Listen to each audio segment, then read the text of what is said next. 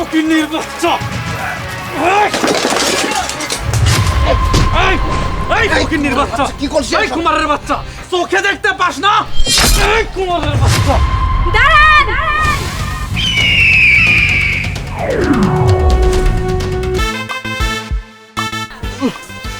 আরে দিদি, এ তুই আমাকে কোথায় নিয়ে আসলি? কলকাতা থেকে দাওয়াত দিয়ে তুই মেয়ে দেখতে নিয়ে আসবি, ভালো কথা।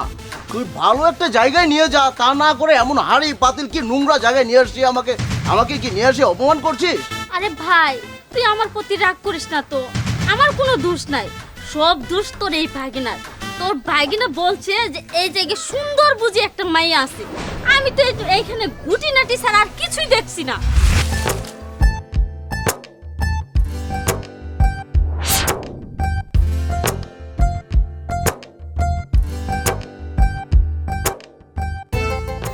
মামা, তুমি একটু আস্তে কথা বলো তো। শোনো, বিথি আমাকে এই ঠিকানায় দিয়েছিল। ও বলেছিল এদিকেই কোথাও একটু ওর বাড়ি হবে।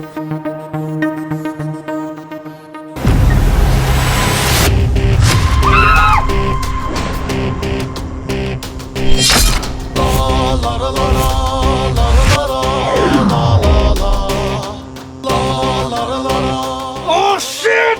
কুমারের বাচ্চা, তুই এটা কি করলি? আই কুমারের বাচ্চা! ওই আমার তো কলকাতা যাও বন্ধ করে দিয়েছে রে বাগিনা। ধর ওকে, ধর।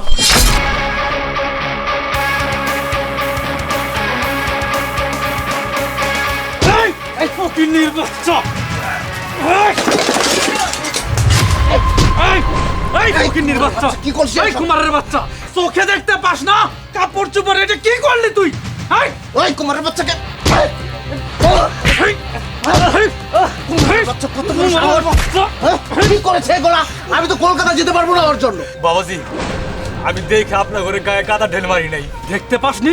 এই কানার বাচ্চা, তুই কেন দেখতে পাসনি? 2 টাকার কুমারের বাচ্চা হয়ে তুই আমাদের গায়ে কাদা ছুঁড়ে মারিস? আরে ভাগনা, এই বুড়ুর বাচ্চার সাথে কিসের বকবক করছিস? ওকে দুটো কষে দে। কানার বাচ্চা, তুই যখন চোখে দেখিস না, তোর চোখে আজকে কানা করতে দে। এই কুমারের বাচ্চা! দাঁড়ান!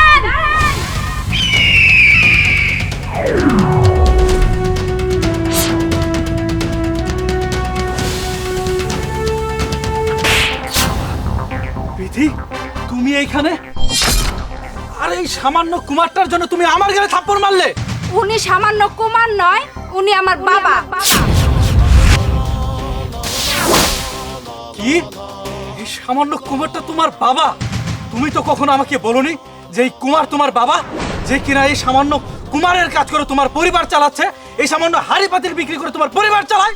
তুমিও তো কখনো জানতে চাওনি যে আমার বাবা কে বা আমার বাবা কি করে। লিঠু, তুই সামান্য একটা কুমারের মেয়েকে ভালোবাসিস? এটা তো আমার আগে বলিসনি। আরে তুই কি করে ভাবলি সামান্য একটা কুমারের মেয়ে আমার বাড়ির বউ হবে? জীবনেও তো এই মেয়েকে আমার বাড়ির বউ বানাবো না।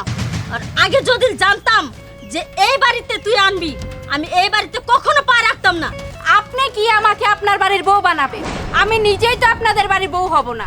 যেখানে নাকি সামান্য কুমারের কোনো মূল্য নাই, আমার বাবার কোনো মূল্য নাই, গরিবের কোনো মূল্য নাই, সেখানে আমি কিভাবে আপনাদের বাড়ির বউ হয়ে যাব? বিথি, তুমি হয়তো বা ভুলে যাচ্ছ, তুমি ঢাকা ইউনিভার্সিটির ইংলিশে চান্স পেয়েছো।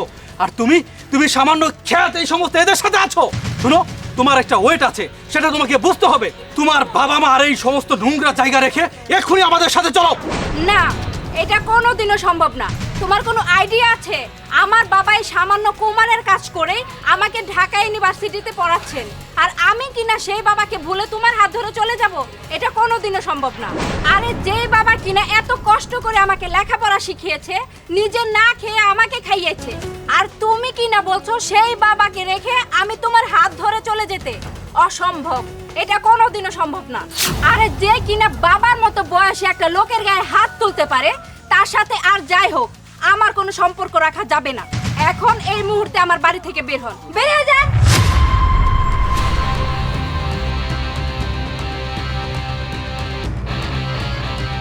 মারে, তুই আমার এতটুকু ভালোবাসস?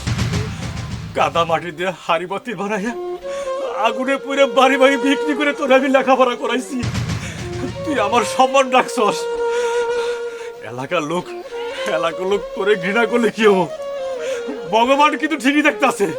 তুই একজন মানুষের মতো মানুষ হয়ে তুই প্রমাণ করে দিবি কুমারেরও মানুষ। ভগবান তুমি মঙ্গল করো। চল মা।